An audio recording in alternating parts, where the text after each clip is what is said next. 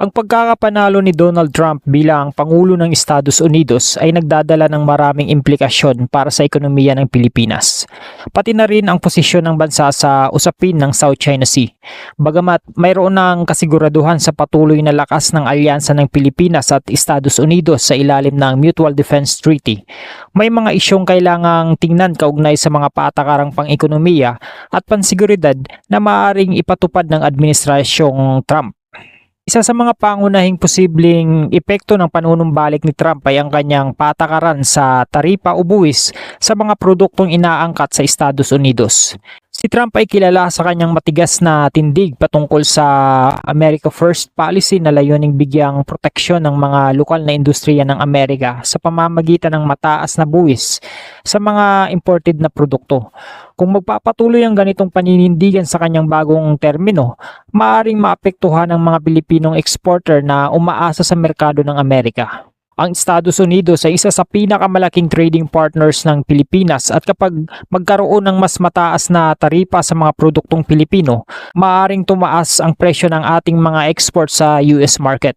Ito ay magreresulta sa pagbaba ng kompetisyon ng mga Pilipinong produkto doon at maaaring makaapekto sa kita ng mga negosyanteng Pilipino na nagbebenta sa Estados Unidos. Maliban dito, ang mga industriya tulad ng semiconductor, textiles at BPO o Business Process Outsourcing ay maaaring maapektuhan din kung magiging mas mahigpit ang mga patakarang pangkalakalan. Dahil dito, mahalaga para sa administrasyon ng Pilipinas na magkaroon ng masiglang diplomatikong usapan sa Estados Unidos upang maiwasan ang masyadong negatibong epekto nito sa mga lokal na industriya. Sa issue naman ng South China Sea, inaasahan na ang Pangulo ng Estados Unidos, kahit si Trump man o si Kamala Harris, ay magpapanatili ng kanilang kasunduan sa Mutual Defense Treaty kasama ang Pilipinas. Base sa mga naging pahayag ni Trump noon, mayroon siyang matibay na posisyon laban sa China, lalo na sa mga usaping pang-ekonomiya at pang-seguridad.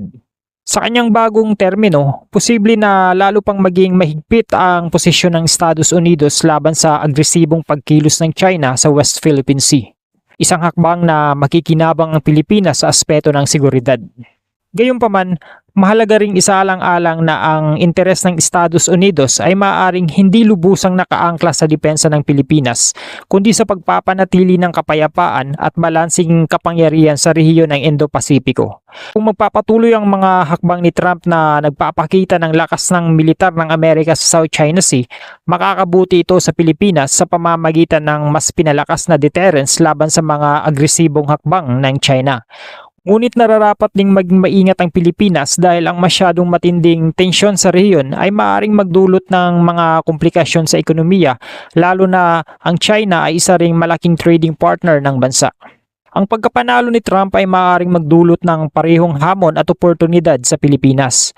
Habang may potensyal na palakasin nito ang depensa ng bansa laban sa China sa South China Sea, kailangan pa rin ng balansing diplomasya upang maiwasan ang labis na tensyon sa rehiyon at ang posibleng negatibong epekto ng mas mataas na taripa sa ating mga produkto. Mahalagang maingat na pagsubaybay sa mga pulisiya ni Trump upang mapanatili ng Pilipinas ang kanyang mga interes.